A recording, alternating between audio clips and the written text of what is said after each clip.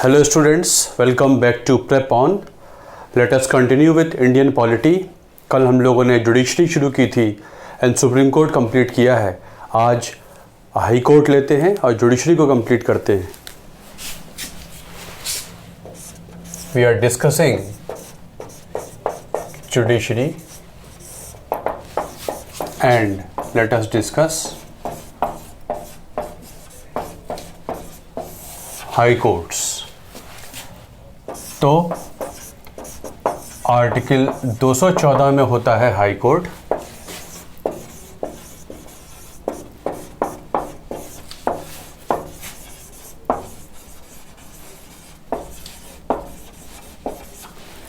There shall be a high court for each state. 124 में होता है सुप्रीम कोर्ट और 214 में होता है high court.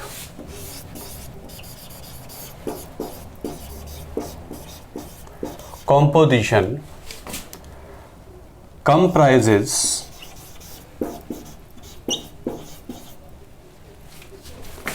a chief justice,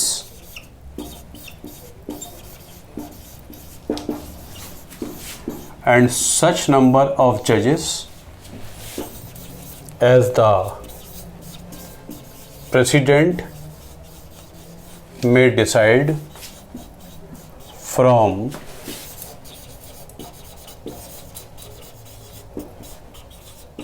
time to time.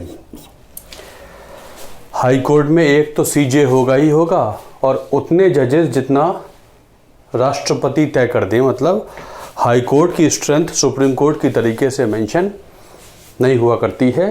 Different राज्यों के हाई कोर्ट के डिफरेंट रिक्वायरमेंट्स हैं. बड़े राज्यों में ज़्यादा होंगे, छोटे राज्यों में कम होंगे और ये सरकार के ऊपर छोड़ दिया है, संविधान में नहीं डाला गया. तो राष्ट्रपति तय कर देते हैं. Appointment of High Court judges. All the judges are appointed by not governor, president. All the High Court judges are appointed by president on the recommendation of collegium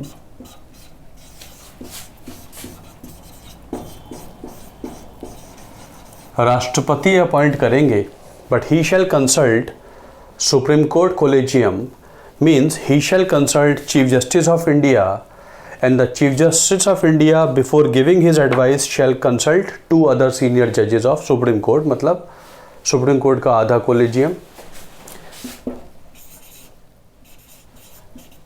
उस राज्य के गवर्नर से भी बात करेंगे जिस राज्य से में अपॉइंटमेंट किया जा रहा है. And shall also consult the Chief Justice of that High Court. So the appointment of High Court judge is also done by President. He consults CGI and CGI shall further consult two other judges of Supreme Court, and Rashtrapati shall also consult Governor of a state and the Chief Justice of that particular High Court. तो appoint होते हैं high court के जजेस governor द्वारा नहीं, राष्ट्रपति द्वारा. And governor is consulted bye the president. ये मैंने लिख दिया लेकिन आपके एग्ज़ाम में ये नहीं आएगा. आपकी जानकारी के लिए लिखा है. आपके लिए इम्पॉर्टेंट ये है कि it is president of India who appoints जज ऑफ हाई कोर्ट. तो हाई कोर्ट के जजेस को राष्ट्रपति अपॉइंट कर देते हैं. बनेंगे कौन? क्वालिफिकेशंस ओबियसली सिटीज़न तो होगा ही होगा. should have at least 10 years of experience as judge in district courts or 10 years of experience as advocate in high court or high courts. 10 साल लोअर जुडिशरी में काम किया हो कम से कम जज बन के, या 10 साल वकालत की हो लेकिन कहाँ, हाई कोर्ट में हो, डिस्ट्रिक्ट कोर्ट में नहीं. ऐसे कोई भी दो लोग दो क्वालिफिकेशन से बन जाते हैं सुप्रीम कोर्ट के जजेस। तो anybody who has done as the experience of जज in the district judiciary for at least 10 years, or somebody who has acted as advocate for 10 years in at least high court can be considered for appointment to high court. Removal कैसे होगा high court के जज का? Removed on the like grounds and in the like manner as a judge of Supreme Court is removed। मतलब high court के जज को हटाने का भी प्रोसेस वही है जो सुप्रीम कोर्ट के जज का है। लाइक ग्राउंड्स का मतलब है प्रूव्ड मिसबिहेवियर और इनकैपेसिटी। लाइक मैनर का मतलब है special majority Lok Sabha and Rajya Sabha and the final order shall be signed by the president. इसका मतलब सुप्रीम हाई कोर्ट के जजेस को भी इम्पीचमेंट से हटाया जाता है। राष्ट्रपति का ऑर्डर पास हो जाएगा। राष्ट्रपति का ऑर्डर तब पास होगा जब लोकसभा राज्यसभा ने स्पेशल मेजॉरिटी से रिजोल्यूशन पास कर दिया हो, और ग्राउंड वही है प्रूव्ड मिसबिहेवियर और इनकैपेसिटी। तो हाई कोर्ट के जज भी इम्पीच होते हैं, राष्ट्रपति इम्पीच होते हैं, सुप्रीम कोर्ट के जजेस, और तीसरा पद हो गया हाई कोर्ट के जजेस। आज तक एक ही बार ऐसा हुआ कि कलकत्ता हाई कोर्ट के जज सौमित्र सेन के खिलाफ इम्पीचमेंट मोशन राज्यसभा में पास हो गया था, लेकिन लोकसभा में जाने से पहले उन्होंने इस्तीफा दे दिया। तो इनफैक्ट देखा जाए तो आज तक चाहे सुप्रीम कोर्ट हो या हाई कोर्ट हो, किसी जज का इम्पीचमेंट पूरा नहीं हुआ। एक केस सुप्रीम कोर्ट का है और एक केस हाई कोर्ट का है। जस्टिस सौमित्र सेन के खिलाफ इम्पीचमेंट शुरू हो गया था, राज्यसभा में पास हो गया, लोकसभा में आने से पहले ही उन्होंने इस्तीफा दे दिया था। तो इम्पीचमेंट होता है हाई कोर्ट का जजेस का।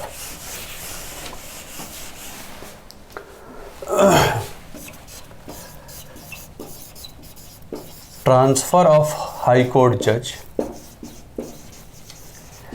ये आपको इसलिए बता रहे हैं कि आजकल करंट अफेयर्स में भी है दिल्ली हाई कोर्ट के जज का ट्रांसफ़र। सो अ जज is transferred from one high court to another by the president who shall consult CGI and collegium plus 2 CJs। आप बस ये याद रखेंगे कि राष्ट्रपति के ऑर्डर से ये ट्रांसफ़र होता है, और राष्ट्रपति ऑर्डर तब पास करेंगे जब वो सुप्रीम कोर्ट कोलेजियम से बात कर लेंगे, CGI plus 4 other judges, and the 2 chief justices of high courts are also consulted.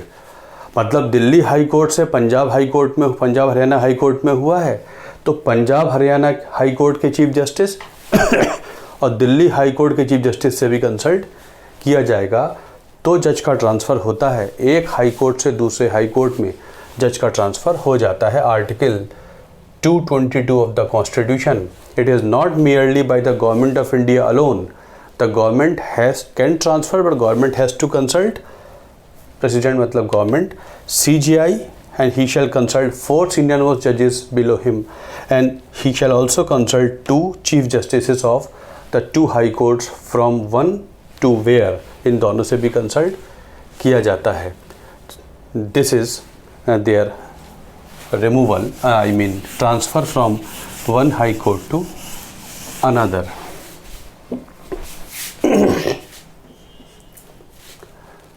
So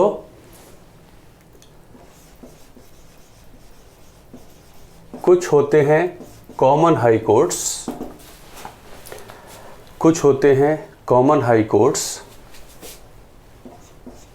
जैसे कि एक से ज़्यादा अधिक राज्य का एक कॉमन हाई कोर्ट हो सकता है, जैसे गुवाहाटी हाई कोर्ट 4 राज्यों का कॉमन हाई कोर्ट। मतलब हर राज्य के लिए अलग हाई कोर्ट हो नेसेसरी नहीं है। गुवाहाटी हाई कोर्ट 4 राज्यों का हाई कोर्ट है, Bombay high court, Maharashtra and Goa के लिए है Bombay high court, Punjab and Haryana high court Punjab and Haryana के लिए है, and union territory of Chandigarh. Guwahati high court, Bombay high court, Punjab and Haryana high court common high court कहलाते हैं, मतलब एक से अधिक राज्य इसमें हो सकता है। Maharashtra and Goa, Punjab and Haryana and मतलब कम से कम 2 राज्य होने चाहिए तो वो कहलाएगा कॉमन हाई कोर्ट। तो ऐसे 3 हाई कोर्ट हैं जो कॉमन हाई कोर्ट हुआ करते हैं। और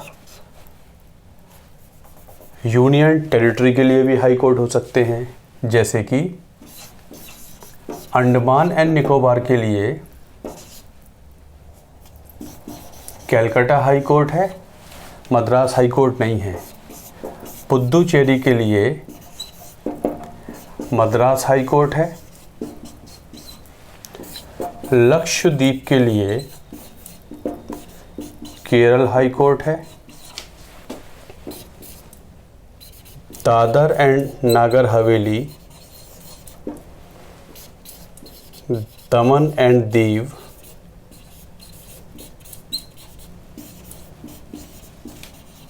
Bombay high court. Andaman Nicobar, Pondicherry, Lakshadweep, Dadar Nagar Haveli, Daman Diu, Bombay high court. Daman Diu के लिए गुजरात हाई कोर्ट नहीं है, बॉम्बे हाई कोर्ट है। चंडीगढ़ के लिए Punjab and Haryana high court है। और the only UT having its own high court is Delhi. Delhi high court अलग से यूटी के लिए, दिल्ली के लिए हाई कोर्ट बना दिया गया है। अब जम्मू कश्मीर का high court Jammu Kashmir UT और लद्दाख यूटी के लिए हो जाता है। जम्मू कश्मीर का हाई कोर्ट भी यूनियन टेरिटरी के लिए हाई कोर्ट मान लिया गया है। इस तरीके से दिल्ली के लिए एक सेपरेट हाई कोर्ट हुआ करता था।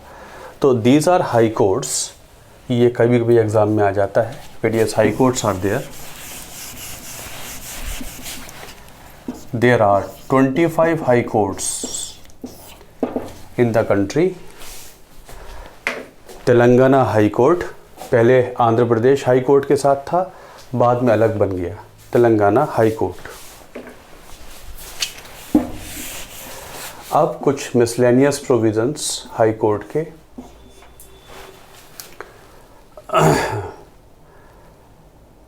A high court judge retires at the age of 62 years.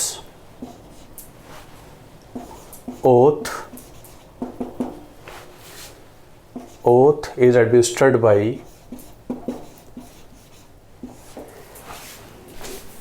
governor. Appointment is done by president, but oath of office is administered by governor. Salary decided by parliament. Salary decided by parliament. High court जजेस की salary parliament decide करती है, state नहीं decide करता। Salary decided by parliament. Oath is administered by governor and they retire at the age of 62 years, not 65 years. 62 years पे retire करते हैं, 65 years पे रिटायर नहीं करते। These are certain facts about high courts in India.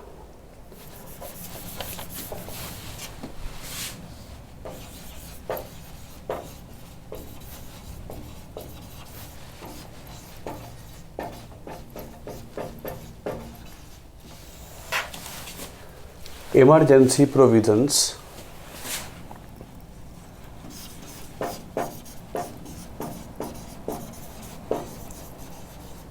National emergency.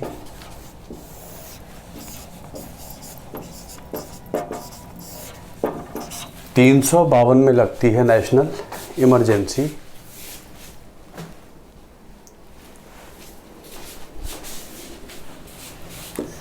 if there is threat to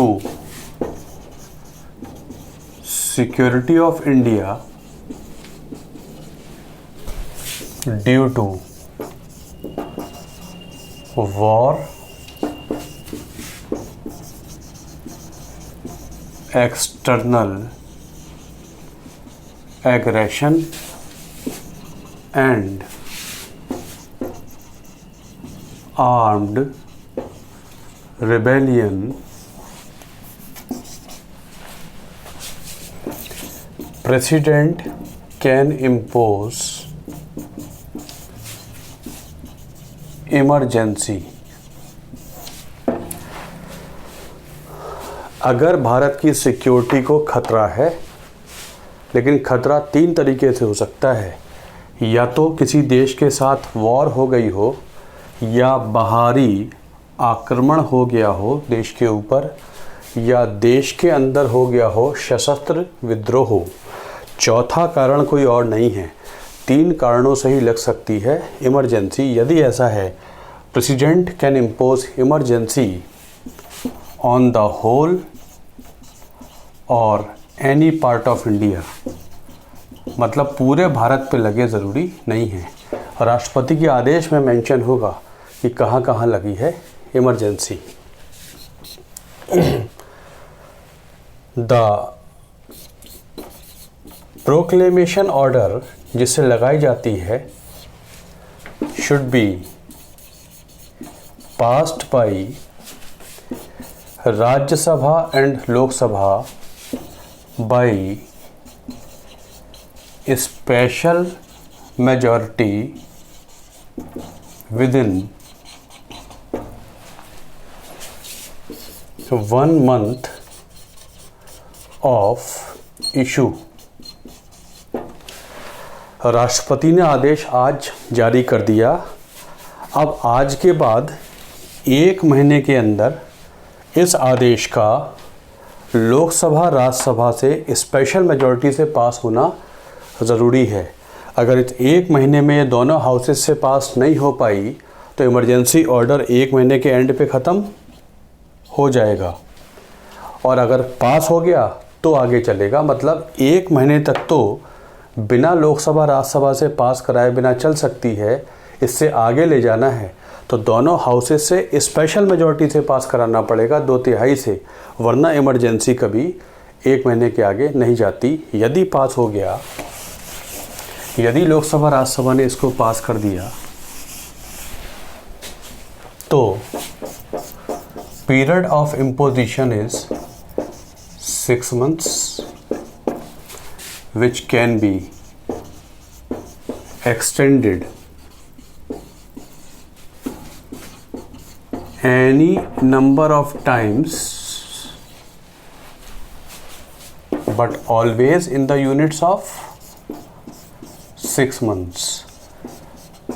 उसकी duration की कोई limit नहीं है, लेकिन हर 6 महीने में इसका दोनों हाउसेस से पास होना ज़रूरी है। 6 महीने के तौर पे ये कितनी बार भी एक्सटेंड हो सकती है, और जब तक एंड ना हो जाए। Revoked bye the president on the advice of council of ministers. उसके बाद जब हटानी होगी तो राष्ट्रपति को भारत सरकार मंत्रिपरिषद एडवाइस दे देगी और राष्ट्रपति हटाने का ऑर्डर पास कर देंगे। हटाना आसान है, लगाना डिफ़िकल्ट है। भारत सरकार जब चाहे राष्ट्रपति को एडवाइस दे देगी, राष्ट्रपति जैसे ही ऑर्डर साइन करेंगे तुरंत इमरजेंसी ख़त्म हो जाती है। लेकिन 6 महीने एक बार, 6 महीने बाद रिव्यू होगा। इस तरीके से कितनी बार भी ये प्रोक्लेमेशन आगे बढ़ सकता है, लेकिन हर बार 6 महीने ही बढ़ेगा और कोई इसकी अपर लिमिट ड्यूरेशन की नहीं है। लेकिन एक बार में यूनिट 6 महीने का है, तो इतनी बार लगाई जा सकती है, लग सकती है इमरजेंसी। इसे नेशनल इमरजेंसी कहते हैं, जो आर्टिकल 352 में लगती है। आर्टिकल याद करना है आपको, 352 नेशनल इमरजेंसी। इफ़ेक्ट्स क्या होते हैं states bound to follow directions of central government। जब इमरजेंसी लग जाती है तो राज्य बाउंड हो जाते हैं कि वो सेंट्रल गवर्नमेंट की बात मानेंगे उन मुद्दों पर भी जिन पे वो अदरवाइज स्टेट लिस्ट के मुद्दों पर इंडिपेंडेंट हैं। In the time of emergency states constitutionally become bound to follow the directions of central government, otherwise they are independent. वो अपने राज्य सूची के मुद्दों पर जैसे चाहे काम करें, इमरजेंसी लगी है तब वो सेंट्रल गवर्नमेंट की बात मानने के लिए संवैधानिक तौर पे बाउंड हैं। Parliament can make law on matters of state list. वैसे तो राज्य सूची के मुद्दों पर लॉ बनाते हैं स्टेट लेजिस्लेचर, लेकिन अगर इमरजेंसी लगी है तो पार्लियामेंट स्टेट लिस्ट पर लॉ बना सकता है। वैसे पार्लियामेंट स्टेट लिस्ट पर लॉ अपने आप जाके नहीं बना सकता, लेकिन 352 लगा है तो पार्लियामेंट के पास एम्पावरमेंट हो जाता है कि वो स्टेट लिस्ट के मुद्दों पर भी लॉ बना सकता है। Article 19 suspended. आपको याद होगा article 19 freedom of speech, freedom of association, assembly, movement, settlement, freedom of profession, जो 6 बेसिक फ्रीडम्स थे, आर्टिकल 19 सस्पेंड हो जाता है। मतलब अगर आपसे पूछें कि इमरजेंसी के समय क्या फ्रीडम ऑफ प्रेस होता है तो आप बोलेंगे नहीं होता, क्योंकि आर्टिकल 19 1A में होता है फ्रीडम ऑफ प्रेस। तो आर्टिकल 19 सस्पेंड हो जाता है जब देश में लग जाती है emergency. Article 20 and 21 can never be suspended. Right to life और जो राइट आर्टिकल 20 है, ex post facto criminal legislation, double jeopardy, testimonial compulsion जो बताया था आपको, ये 2 ऐसे फंडामेंटल राइट हैं, ये कभी भी सस्पेंड नहीं होते। 19 सस्पेंड हो जाता है, बाकी फंडामेंटल राइट सस्पेंड किए जा सकते हैं, आदेश में लिखे होंगे, नहीं लिखे हैं तो ज़रूरी नहीं है।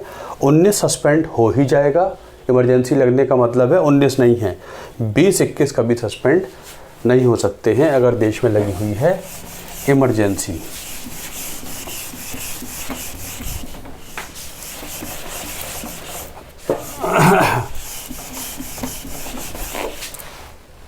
आज तक 3 इंस्टेंसेस हुए हैं इमरजेंसी के। 1962 चाइना वॉर, 1971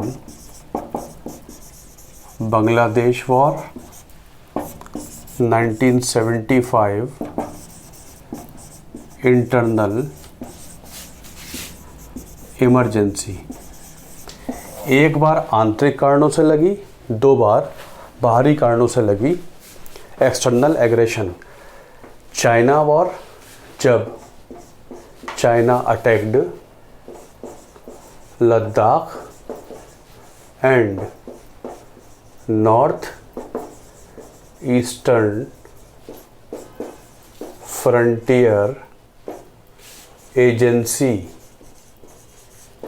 कहते थे नेफा उस समय, आजकल कहते हैं Arunachal Pradesh. October 1962 India had given shelter to Dalai Lama. Tibet की प्रॉब्लम चल रही थी, दलाई लामा को शेल्टर दे दिया था। और उससे पहले 1954 में पंचशील साइन किया था चाइना के साथ भारत ने।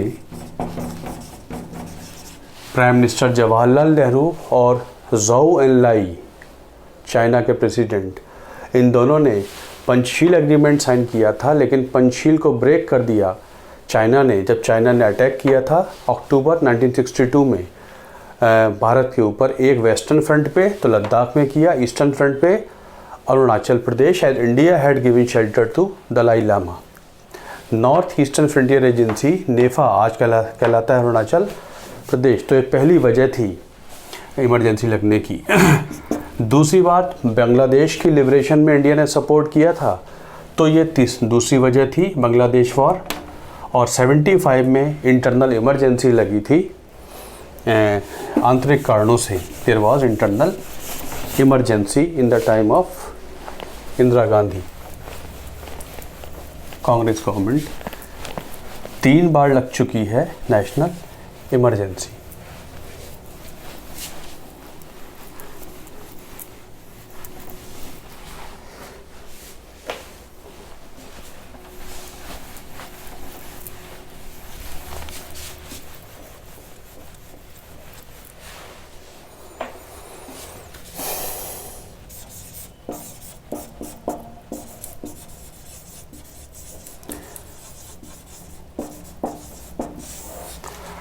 इमरजेंसी के बाद जनता पार्टी गवर्नमेंट बनी।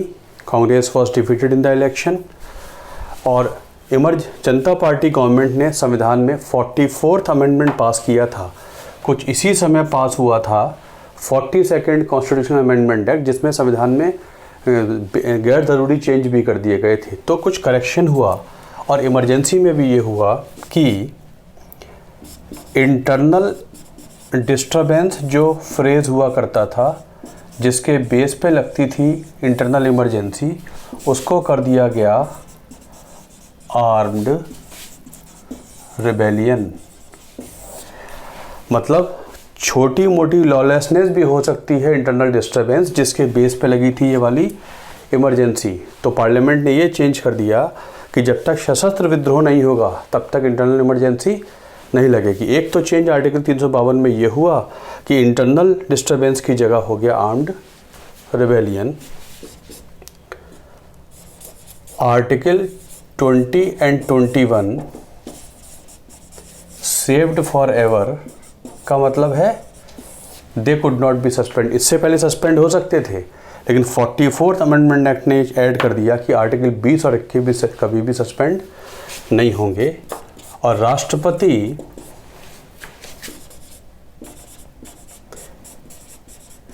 जब भी इमरजेंसी की एडवाइस होगी तो राष्ट्रपति इंसिस्ट करेंगे कि कैबिनेट लिख कर दे कि इमरजेंसी के हालात हैं। अगर कैबिनेट ने रिटन एडवाइस नहीं दी है, मतलब पूरी कैबिनेट की एडवाइस, काउंसिल ऑफ मिनिस्टर में जो सबसे मेन बॉडी होती है वो कहलाती है कैबिनेट। यही मेन गवर्निंग बॉडी है, आपको पार्लियामेंट में बताया था एग्जीक्यूटिव में। तो कैबिनेट, तो जब तक कैबिनेट लिखित तौर पे नहीं देगी राष्ट्रपति को, तब तक राष्ट्रपति कभी ऑर्डर पे साइन नहीं करेंगे। मतलब इमरजेंसी का दुरुपयोग ना किया जाए, ऐसी कोशिश की। और 44th अमेंडमेंट एक्ट ने बहुत सारे चेंजेस कर दिए थे नेशनल इमरजेंसी में। दिस वाज नेशनल इमरजेंसी पहली। अब 352 आर्टिकल 352 352 नेशनल इमरजेंसी।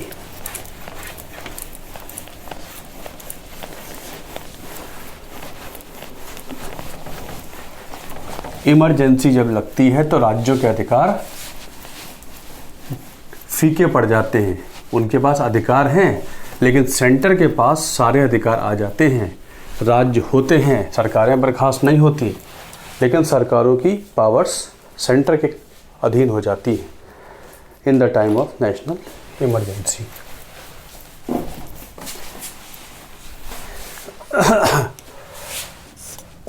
और अगर इमरजेंसी लग जाए राज्य में तो ये कहलाती है राष्ट्रपति शासन। 356 याद रखेंगे आप article. If president is satisfied that there is failure of constitutional machinery in a state, he may impose president's rule, मैंने शॉर्ट में लिख दिया है। अगर राष्ट्रपति को लगता है कि राज्य में संवैधानिक ढांचा ठीक से काम नहीं कर पा रहा है, राज्य में संविधान के अनुसार काम नहीं हो पा रहा है, तो राष्ट्रपति, लिखा हुआ है, ही मे assume all or some of the powers of the state by issuing a proclamation. मैंने शॉर्ट में लिख दिया he may impose president rule in the state, क्योंकि राष्ट्रपति अपने नाम पे सारी पावर्स ले लेते हैं तो बोल देते हैं प्रेसिडेंट रूल। ये मेंशन नहीं है, I have just mention to make it shorter, आपके एग्जाम में ज़्यादा नहीं चाहिए है। तो लग सकता है राज्य में राष्ट्रपति शासन। The proclamation order should be passed by Rajya Sabha and Lok Sabha by simple majority. उसमें थी स्पेशल मेजॉरिटी, यहाँ कौन सी है? सिंपल मेजॉरिटी है, 50% +1 of president and voting with in 2 months of its issue. मतलब जिस दिन राष्ट्रपति प्रोक्लेमेशन जारी करेंगे उसके 2 महीने के अंदर इस प्रोक्लेमेशन ऑर्डर को राज्यसभा लोकसभा से सिंपल मेजॉरिटी से पास होना ज़रूरी है। मतलब राष्ट्रपति शासन बिना पार्लियामेंट से पास कराए 2 महीने तक सरकार के आदेश पे ही चल सकता है। 2 महीने से आगे जाना है तो दोनों हाउसेस से पास कराना ज़रूरी है, वरना 2 महीने से आगे नहीं जाएगा। इफ पास्ड, लगता है 6 महीने के लिए, can be extended to more times, that is 6 months plus 6 months।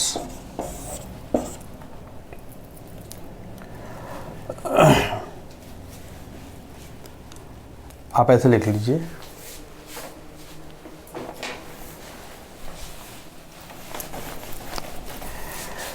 छः महीने लगा दिया, 6 महीने बाद राज्य के हालात ठीक नहीं हैं तो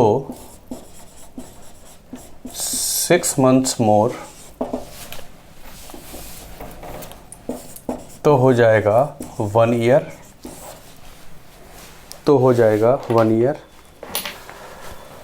मतलब 6 महीने में हालात ठीक नहीं हुए तो 6 महीने के लिए और बढ़ा दिया गया। मतलब 1 साल तक तो अनकंडीशनली राष्ट्रपति शासन राज्य में चल सकता है। उसके बाद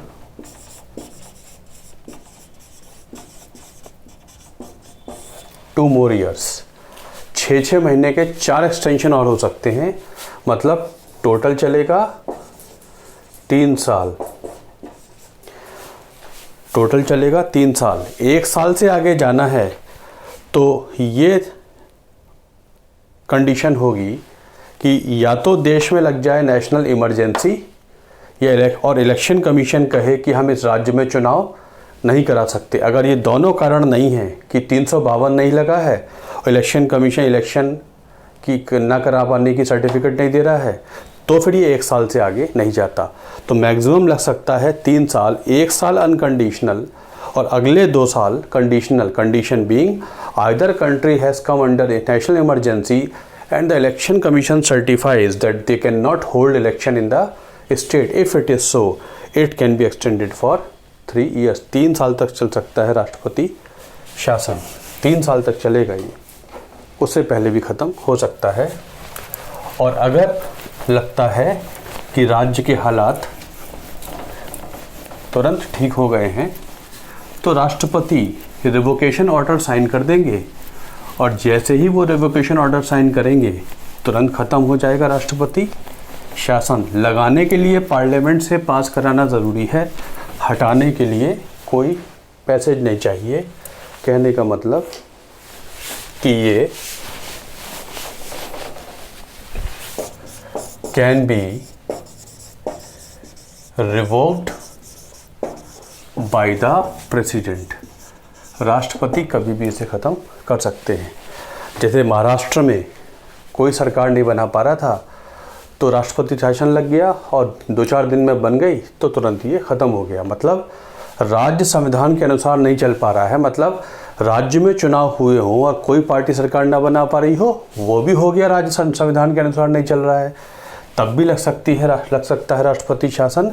ऐसा नहीं है कि जब लॉलेसनेस हो तभी लगेगा, ऐसा भी हो सकता है कि राज्य में किसी पार्टी को बहुमत नहीं मिला है, अगले इलेक्शन कराए जाए या किसी पार्टियों को जोड़ा कोलिशन बनवाकर सरकार बनाई जाए, तब तक सेंट्रल गवर्नमेंट लगा सकती है राष्ट्रपति शासन, जैसे कि महाराष्ट्र में लगा था। इफेक्ट्स क्या होते हैं? स्टेट गवर्नमेंट इज डिसमिस्ड, अगर लॉलेसनेस की बात है, राज्य सरकार डिसमिस हो जाएगी। State is run in the name of president by the governor. Governor becomes all powerful, governor मुख्यमंत्री जैसे अधिकार ले लेता है और राष्ट्रपति के नाम पर राज्य चलाया जाता है, राज्य सरकार को बर्खास्त कर दिया जाता है।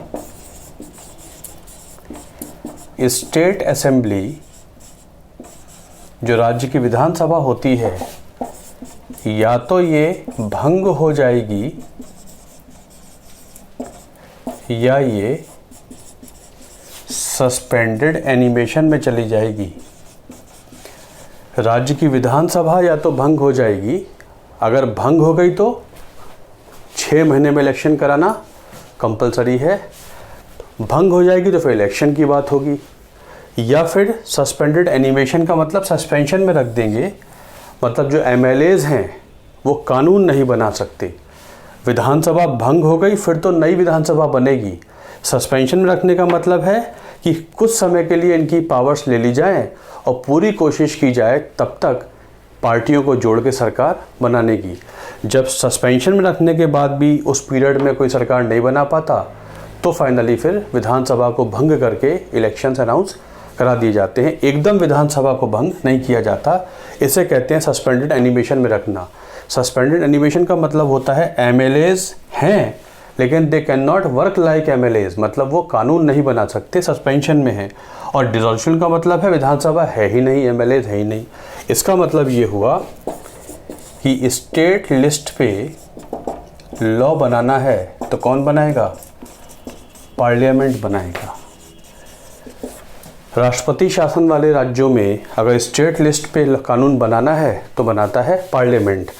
जिस राज्य में राष्ट्रपति शासन चल रहा होता है उसका बजट पास होना है, तो अगर वहाँ सरकार नहीं बन पाई है तो बजट पार्लियामेंट में उसका सैंक्शन होता है, पास होता है, क्योंकि स्टेट लिस्ट पे जो भी काम होगा उस समय इन केस अगर लॉ बनाना पड़ जाए तो पार्लियामेंट बना देता है law in this thing on the matters of state list. तो हो जाता है स्टेट इमरजेंसी को 356 में कहते हैं राष्ट्रपति शासन। राष्ट्रपति शासन का मतलब ये हुआ कि राज्यों के सारे अधिकार, उस राज्य के सारे अधिकार सेंट्रल गवर्नमेंट ने छीन लिए, इसलिए ये आर्टिकल कम से कम यूज़ हो ऐसा इसके बारे में बोला जाता है। डॉक्टर अंबेडकर ने बोला आर्टिकल 356 मतलब राष्ट्रपति शासन शुड रिमेन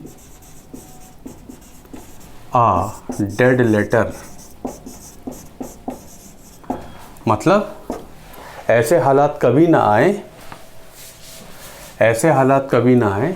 कि सेंट्रल गवर्नमेंट को राज्यों को अपने कंट्रोल में करना पड़े। वैसे ये हम दे तो रहे हैं संविधान में आर्टिकल 356, लेकिन विश हमारी ये है, संविधान सभा की डिबेट्स में कहा कि कभी भी इसे इस्तेमाल ना करना पड़े और ये निष्क्रिय पड़ा रहे। It should remain always a dead letter, ऐसी आशा की थी संविधान बनाने वालों ने, लेकिन सबसे ज़्यादा मिसयूज़ कोई आर्टिकल हुआ है तो दैट इज़ राष्ट्रपति शासन 356।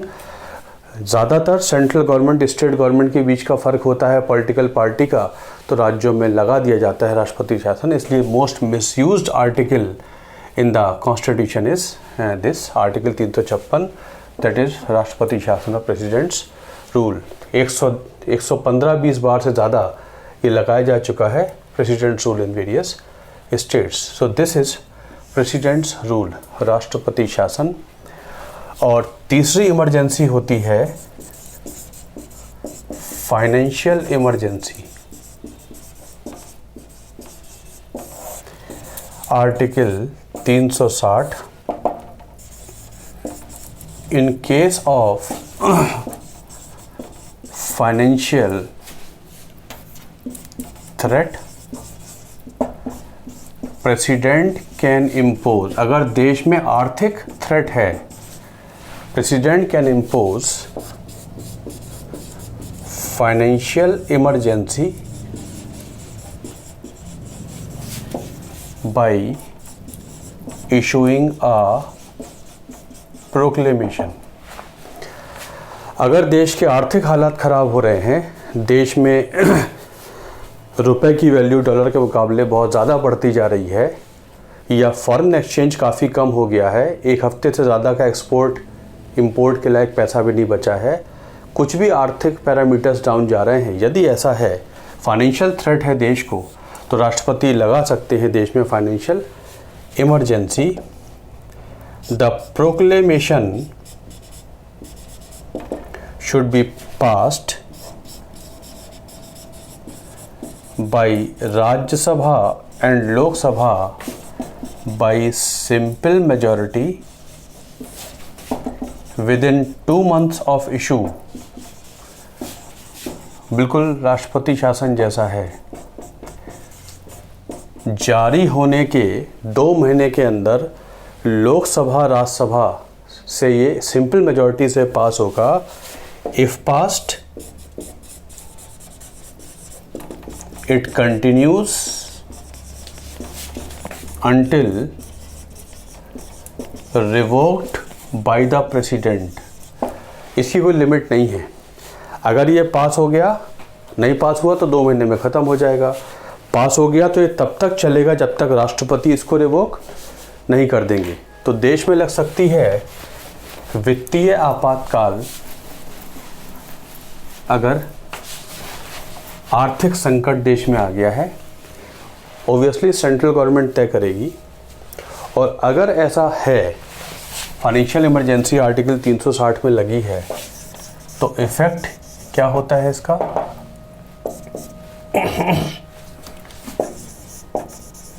State governments can be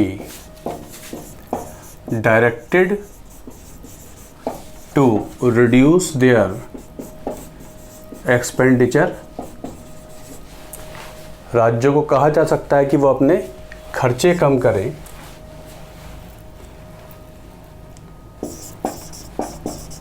Salaries etc. of everybody may be reduced। सभी की सैलरी कम की जा सकती है, सुप्रीम कोर्ट हाई कोर्ट जजेस की भी सैलरी कम की जा सकती है।